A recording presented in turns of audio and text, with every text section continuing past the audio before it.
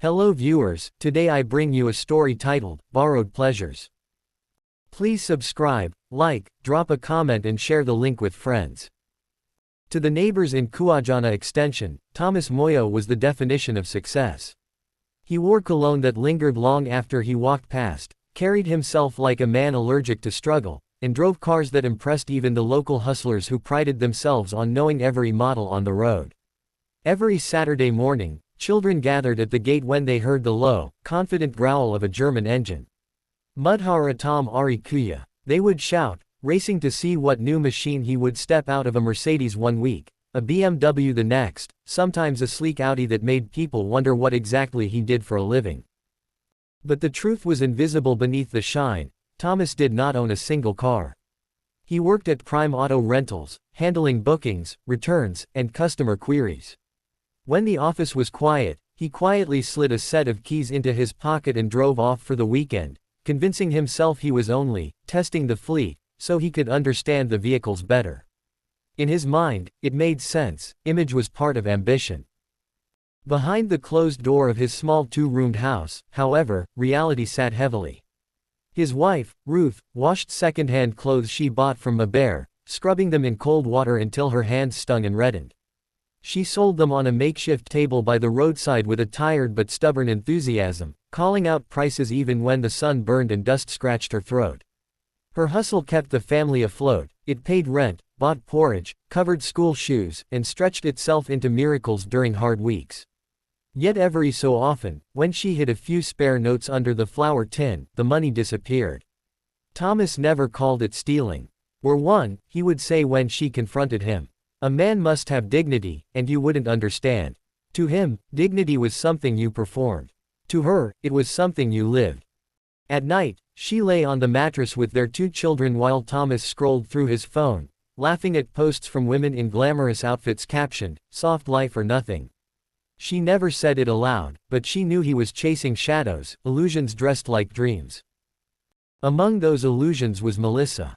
Online, she was known as @Queenmal_ZW, an up-and-coming influencer with 20,000 followers and a feed full of curated luxury. Her captions sounded like gospel to people hungry for success: "Don't chase men. Chase your dreams," and "Luxury is my love language." But behind the screen was a different story. Melissa lived in a single room in Maber, sharing a yard with families who argued loudly over water buckets and whose children played barefoot in the mud. Her room was cramped, with a sagging ceiling that sometimes dripped when it rained. Her ring light perched on a shaky stool, casting flattering illusions across her cracked mirror. But once she posed, filtered, and clicked, she became the woman she wished she was.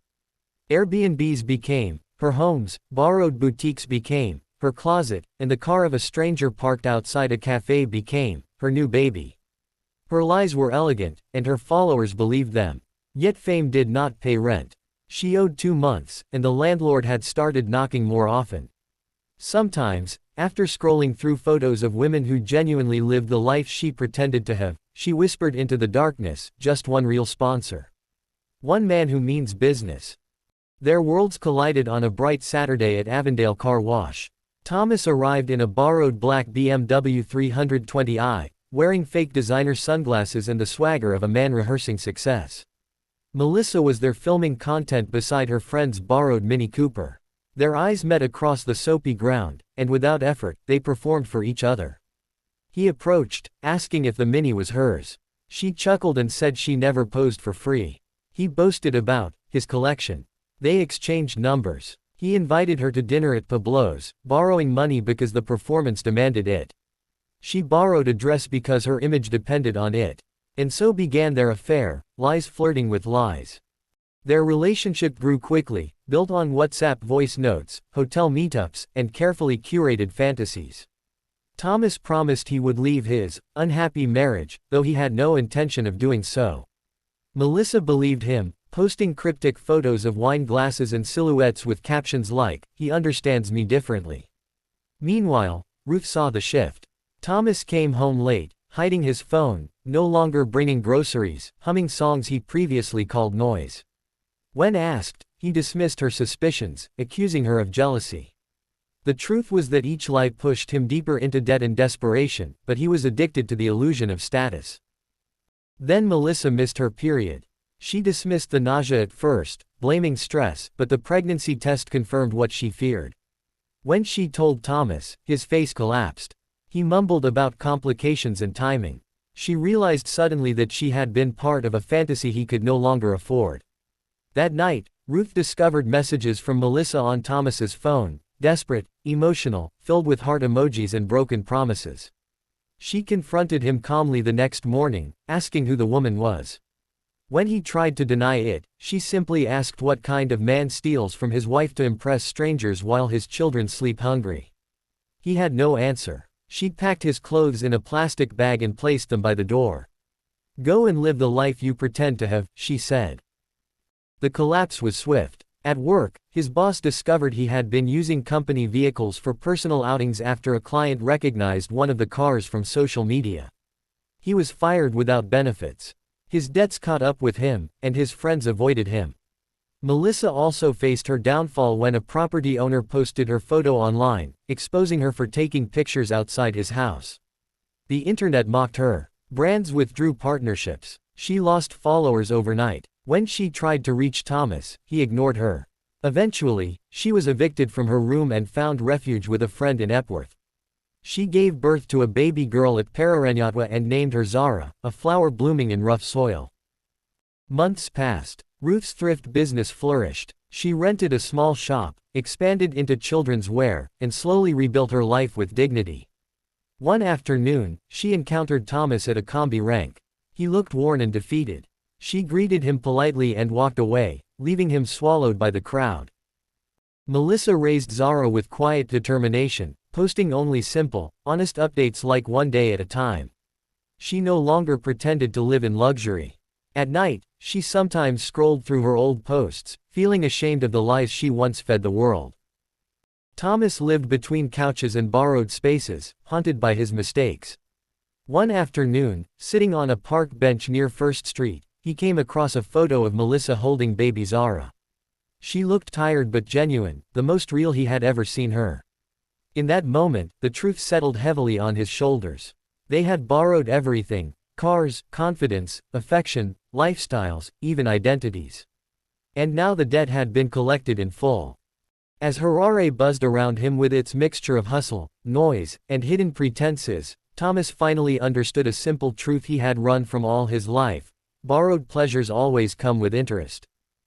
6 months after everything fell apart, Harare had grown quieter for Thomas. Not because the city had changed, but because he no longer moved through it with the arrogance that once made him feel taller than his shadow. Now, he blended into the background, another man in a faded jacket, carrying invisible burdens.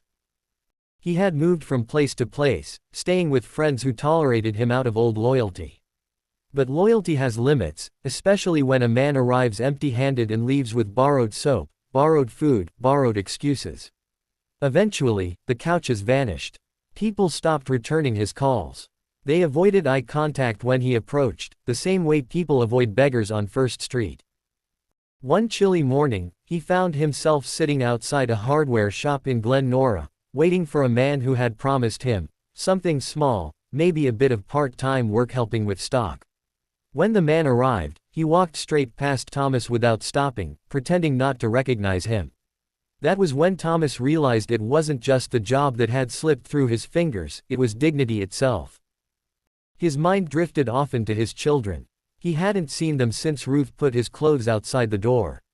He missed their laughter, their questions, the way they used to run to greet him even when he brought nothing. He missed Ruth too, though not in the way he expected. He missed the certainty she brought, her calm strength, the way she stretched small things into abundance. He had spent so long chasing grand illusions that he had overlooked the quiet gold he already had. But pride kept him from returning. Pride, and shame. Across the city, Melissa was learning motherhood in the hardest way. Her friend in Epworth helped when she could, but she had her own family to worry about. Some days Melissa sold free samples she once flaunted online. Other days she braided hair on a stool outside the tuck shop, Zara tied to her back.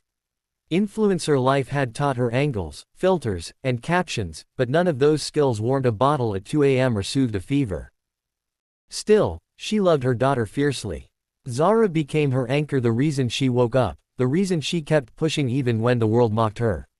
One day while doing laundry in a broken plastic basin, Melissa whispered, "One day you'll know the truth. And you'll know your mother tried." She never called Thomas. Part of her wanted to shout, to cry, to demand he take responsibility. But another part of her understood, demanding from a man who had nothing would give her nothing. It was Ruth who quietly transformed. Her small shop near Maber Musica attracted regular customers. She hired a helper for weekends and attended market sessions to learn pricing, stock management, and customer retention. Her confidence grew. She began wearing brighter clothes, fixing her hair differently, even laughing more. But though she healed, she did not harden. When the children asked about their father, she answered neutrally. "He is fine. He is finding his way." She refused to let bitterness shape their view of him. The world was harsh enough without poisoning young hearts. One Friday near sunset, as she closed the shop, she saw Thomas standing across the road. He looked thinner, humbled. His eyes were uncertain, like a man who wasn't sure if he deserved to speak. She considered ignoring him. She had every right, but something in her paused. Maybe it was the memory of the man he used to be before illusion swallowed him. Maybe it was the fact that her children still prayed for him during bedtime prayers. Or maybe it was because she had grown strong enough to stand in front of him without fear. He stepped closer. "Evening, Ruth." She nodded. "Evening. I just wanted to see how the kids are." "They're well," she said. "Growing. Learning." He swallowed. "Can I see them?" "One day. Not today. I know I am not ready. But one day." She studied him. His pride was gone. His lies were gone. Only truth remained, fragile but present. "I'll think about it," she said quietly. His shoulders dropped with relief, and for a moment he looked like a man coming up for air after nearly drowning. As she turned to leave, he spoke again, his voice soft. "Ruth, I'm looking for work. Any work. If you hear anything, even something small." Ruth didn't promise anything. "I'll let you know if something comes up." She walked away, and for the first time in months, Thomas felt the faint spark of possibility, not from pretense, but from humility. Meanwhile, Melissa sat outside her room in Epworth, gently rocking Zara. The sun cast a warm glow on the baby's face. A neighbor walked past and said, "Your daughter has your eyes." Melissa smiled. For once, the compliment didn't sting. She took a photo, no filters, no fabrications, just a mother and child under a fading Zimbabwean sky. She posted it with a simple caption, "Real life. Real love." Unexpectedly, the post gained traction. Not the viral kind that brought fake adoration, but the quiet, genuine support of women who recognized the strength in her struggle. Messages trickled in from small local brands asking if she could model their affordable clothing. They couldn't pay much, but they could offer groceries or a bit of cash. It was a start. In the weeks that followed, her page slowly rebuilt, this time grounded in truth, not illusion. Across town, Thomas finally got a steady piece of part-time work at a small panel beating shop. The pay was little, but he worked with his hands, sanding, priming, painting, and every day he returned home with grease under his nails but honest sweat on his back. He began saving. He stopped borrowing. He started rebuilding. One afternoon, while wiping sweat from his brow, he saw a man drive past in a car that looked a lot like the BMW he once flaunted. Instead of longing, he felt something new, peace. He no longer needed mirrors to feel like a man. As the sun set that day, he whispered to himself, "Maybe I can fix more than cars." Harare hummed around him, full of hustle, lies, truth, chances, and second chances. Each of them, Ruth, Melissa, Thomas, walked separate paths, but they had learned the same lesson. Borrowed pleasures fade, but rebuilt lives endure. The end. Thank you for watching. Remember to subscribe, like and comment. Look out for another story.